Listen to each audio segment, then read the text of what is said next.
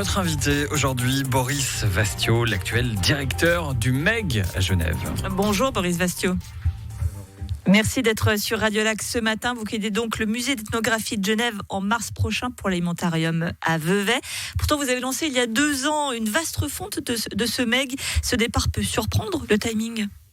Oh, mais vous savez, un départ surprend toujours. Et puis, il n'y a jamais de bon moment pour partir. Et en même temps, tout moment est un bon moment pour partir.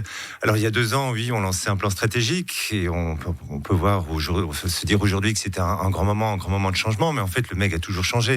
J'ai été nommé à la direction en 2009 et on ne cesse de changer. En 2010, on lançait la construction. En 2014, on rouvrait au public. Dans les années qui suivaient, on modifiait le programme et la programmation. Le changement, c'est tout le temps. Vous quittez donc le MEG, je disais, pour l'alimentarium de Vevey, une institution plus petite, moins de visiteurs, budget inférieur. Pourquoi ce choix ? Pourquoi ce choix ? D'abord parce que c'est une thématique qui m'intéresse beaucoup. Donc vous aimez manger. J'aime manger, j'aime cuisiner, c'est une chose. Maintenant, on m'a aussi beaucoup posé la question, oui, mais c'est pas un musée d'ethnographie, quel est le rapport ? D'abord, c'est un musée, et dans tous les musées, on s'occupe du public, on fait des expositions, on fait de la médiation, on est là pour transmettre des savoirs. Et en fait, je suis aussi appelé à cette direction pour renforcer un regard anthropologique, ce qui est mon métier de base. Donc, je vais continuer dans ma discipline. Je ne change pas du tout au tout, simplement. Là, on parle d'alimentation et de nutrition, mais on l'aborde comme on le fait au MEG aujourd'hui, la thématique de manière globale et de manière translocale. Il y a un intérêt aussi marqué pour développer la réflexion sur la durabilité. Comment est-ce qu'on va nourrir demain 9 milliards de personnes sur la planète ? Beaucoup de choses en commun, finalement. Je ne vais pas être très dépaysé. Un changement quand même, c'est que vous passez d'une institution publique à une institution gérée par le privé, c'est propriété de Nestlé.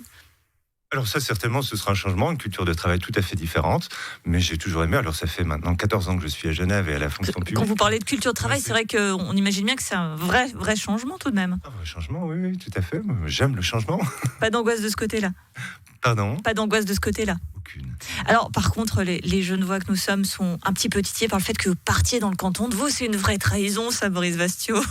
Oui, écoutez, vous savez, moi, je suis aussi en train de m'installer en Valais. J'adore cet endroit.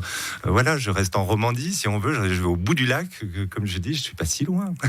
Alors, on ne quitte pas un navire comme le MEG après 14 ans non plus sans une certaine émotion, on l'imagine bien, pour vous. Oui, tout à fait. Et en fait, beaucoup plus forte que je l'imaginais. Et je rappelle que je ne suis pas encore parti, je suis là encore pour quelques mois, mais le simple fait d'annoncer avant-hier mon départ, c'était quelque chose de très émouvant pour moi et pour certains membres du personnel. Et c'est à ce moment-là que je me suis rendu compte, en préparant ma petite allocution, pas une allocution, mais mon annonce, les liens si forts, en fait, qui nous attachent entre membres d'une équipe qui ont passé des années et des années de travail ensemble. Oui, c'est vraiment fort. Je disais 14 ans. Qu'est-ce qui a changé au MEG en ces 14 années entre 2000, je vous laisse faire le calcul, 2007 et 2021 finalement.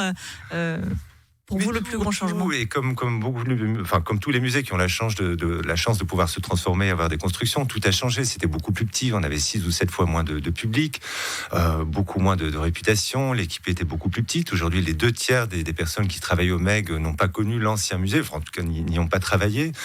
C'est vraiment très différent. Les standards de conservation-restauration sont aujourd'hui à un niveau vraiment international. La médiation culturelle et scientifique est quelque chose de très professionnel et pour lequel il y a un grand nombre de collaborateurs et de collaboratrices, en tout cas comparé à ce qu'il y avait il y a 10 ans. Donc beaucoup de choses ont changé. Mais vous l'avez dépoussiéré finalement, ce musée ?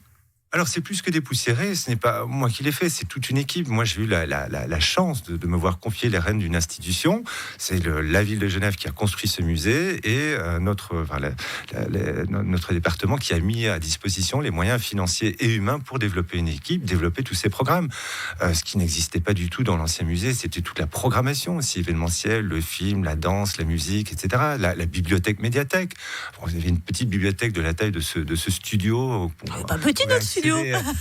Pour une bibliothèque, ce serait pas très grand. Vous pouviez venir sur rendez-vous, alors que maintenant on a une bibliothèque spécialisée de lecture publique avec du film, du livre, de la musique. Est-ce que c'est ça dont vous êtes le plus fier finalement, c'est d'avoir fait du musée d'ethnographie de Genève un musée aussi des Genevois et pas un musée qu'on regarde de l'extérieur en disant là ça c'est pas pour moi. Un musée des Genevois et des Genevoises depuis le début quand les crédits ont été votés, c'était à l'unanimité du conseil municipal sauf une abstention si je me souviens bien, et le public est en très grande majorité genevois et de la région, enfin, le Grand Genève. Donc contrairement à des musées rive droite qui sont près des Nations Unies, on a très peu de touristes et c'est pas un problème pour autant. On a une très forte fréquentation. On est le second musée le plus visité de Genève, un des plus visités de Suisse, et essentiellement par les Genevois et aussi des visiteurs. Donc c'est vraiment un musée dans lequel les Genevois s'identifient. Juste pour terminer d'un mot, vous avez lancé le changement aussi de nom du MEG. On en est où de cette opération ?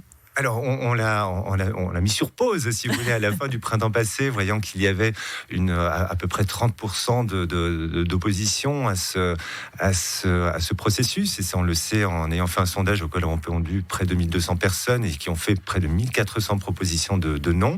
Et donc, on s'est dit, on va se donner une année de plus pour réfléchir, reprendre le processus, le rendre encore plus participatif en faisant participer davantage encore le personnel, nos parties prenantes.